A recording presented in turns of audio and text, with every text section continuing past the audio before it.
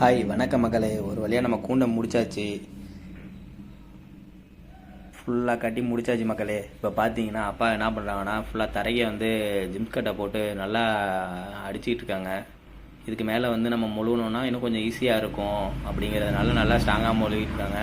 அந்த கல்லேருந்து ஒரு ஒரு கல் அளவுக்கு நல்லா ஹைட்டு ஏற்றியாச்சு. ஏன்னா தண்ணி கிண்ணி நாளைக்கு கீழே வந்தால் கூண்டுக்கு வரக்கூடாதுல்ல, அதனால் ஃபுல்லாக ஒரு கல் அளவு ஏற்றியாச்சு.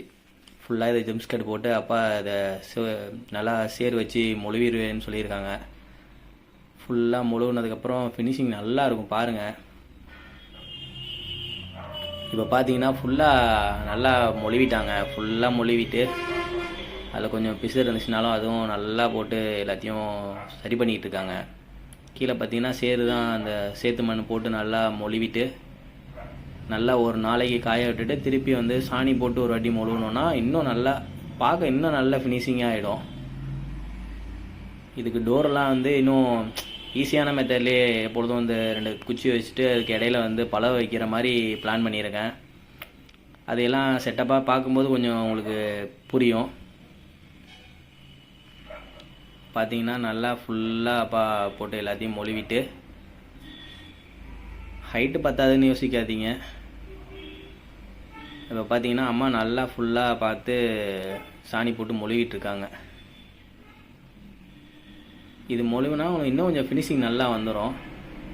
ஹைட்டு இப்போதைக்கு கோழி அதிகமாக இல்லைங்கிறதுனால நமக்கு இந்த ஹைட்டே போதும்.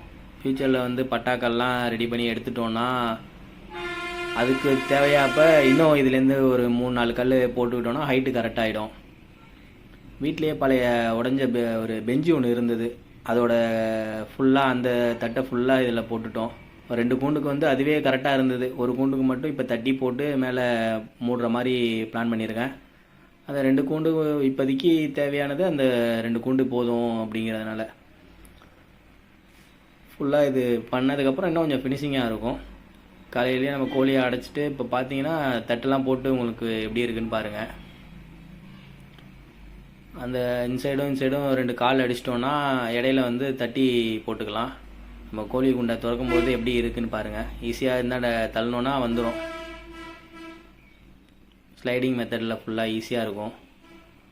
அதுமாதிரி ஒவ்வொரு குண்டுக்கும் தனித்தனியாக எடுத்து வச்சுருக்கேன், ஈஸியாக தள்ளினாலே வந்துடுற மாதிரி. ஏன்னா இப்போ பெரிய கோழிங்க தான் இருக்குது, நம்ம பட்டாக்கள்லாம் வந்துச்சுன்னா நமக்கு தேவைப்பட்டது பண்ணிக்கலாம்.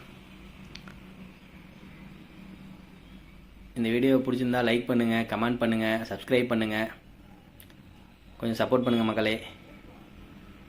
ஈஸியாக அதேமாரி தூக்கிட்டு நம்ம க்ளீன் பண்ணுறது கூட ஈஸியாக இருக்கும் மக்களே. இது பண்ணோன்னா கொஞ்சம் ஈஸியாக இருக்கும். ஹைட்டு இல்லாதங்கனால இப்போ தூக்கிட்டு பண்ணுறேன். ஹைட்டு இன்னும் கொஞ்சம் வச்சதுக்குனால நம்ம கீழாப்லேயே க்ளீன் பண்ணிக்கலாம். ஹைட்டு கொஞ்சம் கம்மியாக இருக்குங்கிறதுனால இப்படி தூக்கிட்டு பண்ணோன்னா இதுவும் ஒரு மெத்தட் நல்லாயிருக்கும் உங்களுக்கு. நீங்கள் கீழே மட்டும் கட்டுறீங்க சும்மா இந்த நாட்டுக்கோழிகளுக்குங்கும்போது இந்த ஐடியாவே உங்களுக்கு ஈஸியாக இருக்கும். இதேமாரி ஸ்லைடிங் மெத்தடில் வச்சிங்க தூக்கி அப்பப்போ தூக்கிக்கலாம். நம்ம க்ளீன் பண்ணிவிட்டு காய விட்டுட்டு திருப்பி நைட்டு மட்டும் எடுத்து விட்டுக்கலாம். உங்களுக்கு நல்லாயிருக்கும் இது பார்க்க. ஈஸியாக அப்படியே அள்ளியும் வெளில போட்டுடலாம். ஓகே மக்களே, இந்த வீடியோ பிடிச்சிருந்தா லைக் பண்ணுங்கள், கமெண்ட் பண்ணுங்கள், சப்ஸ்கிரைப் பண்ணுங்கள், கொஞ்சம் சப்போர்ட் பண்ணுங்கள் மக்களே. அடுத்து நம்ம இன்குபேட்டர் வாங்கியிருக்கோம், அதுலேயும் முட்டை வைக்கிறதெல்லாம் உங்களுக்கு அடுத்த நெக்ஸ்ட் வீடியோவில் வரும். சண்டைக்கோழி முட்டை வந்திருக்கு, அந்த வீடியோ நெக்ஸ்ட்டு போடுறோம் மக்களே. தேங்க்யூ மக்களே.